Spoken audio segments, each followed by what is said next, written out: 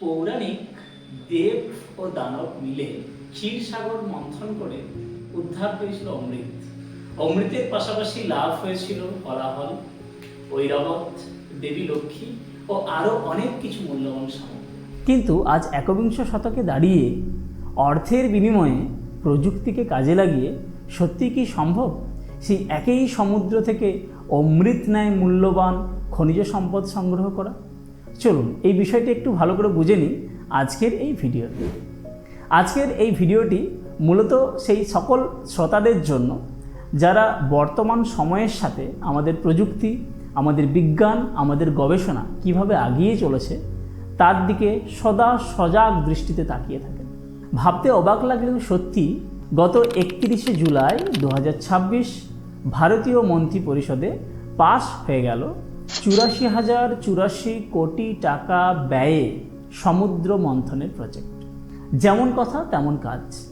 2025 সালের 15ই আগস্ট আমাদের দেশের মাননীয় প্রধানমন্ত্রী নরেন্দ্র মোদী তিনি কথা দিয়েছিলেন যে ভারতের উপকূলবর্তী নিজস্ব অর্থনৈতিক অঞ্চল অর্থাৎ এক্সক্লুসিভ ইকোনমিক জোন, সেই জোনের মধ্যে অফশোর ড্রিলিংয়ের মাধ্যমে নিজেদের দেশের সমুদ্রগর্ভের মধ্যে নিমজ্জিত থাকা অমূল্য রত্ন, সেই রত্ন আহরণের কথা। সেই প্রতিশ্রুতি মতো শুরু হলো কর্মযজ্ঞ।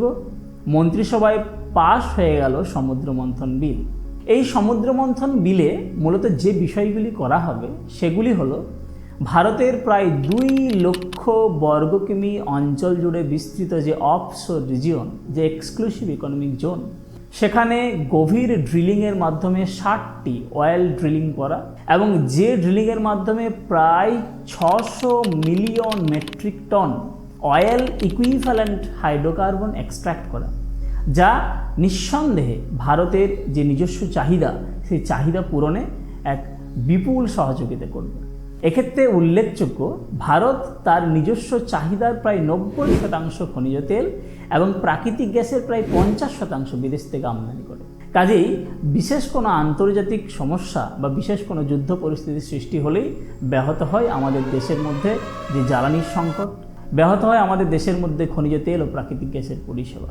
তাই এই পরিষেবা অব্যাহত রাখতে বৈদেশিক যে অর্থ, সেই অর্থের ব্যয়ের পরিমাণ কমাতে, দেশকে উন্নত করতে, মেক ইন ইন্ডিয়া এই প্রতিশ্রুতিকে এগিয়ে নিয়ে যেতে, ভারতীয় প্রযুক্তির উৎকর্ষতা বৃদ্ধিতে, ভারতীয় প্রযুক্তির প্রয়োগ করার ক্ষেত্র প্রস্তুতের জন্য গ্রহণ করা হয়েছে এই সমুদ্র মন্থন প্রজেক্ট, যার দ্বারা নিঃসন্দেহে ভারত সমুদ্রের অতলে লুকিয়ে থাকা যে অমূল্য রত্ন, সেই হাইড্রোকার্বন, প্রাকৃতিক গ্যাস, খনিজ তেল উত্তোলন করতে পারবে, সাথেই উত্তোলন করতে পারবে রেয়ার আর্থ বা এই রিলেটেড একাধিক মূল্যবান সামগ্রী, যা নিঃসন্দেহে ভারতের অর্থনীতিতে একটি সুদৃঢ় ভিত্তি প্রদান করবে।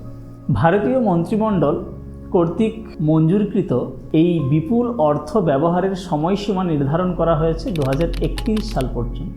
কিন্তু বাস্তবে আপনাদের কি মনে হয়, এই সমুদ্র মন্থন কি প্রকৃত অর্থেই সমুদ্র থেকে কেবল এবং কেবলমাত্র খনিজ সম্পদ, তৈল সামগ্রী আহরণের একটি কৌশল, নাকি ভারত মহাসাগরের বুকে ভারতের শক্তি পরীক্ষার একটি বিশেষ প্রচেষ্টা, যার দ্বারা ভারত সচেষ্ট হবে ভারত মহাসাগর সহ আন্দামান ও তৎসংলগ্ন অঞ্চলে চীনের মতো এক প্রতিপক্ষের বৈদেশিক আগ্রাসনকে রোধ করতে?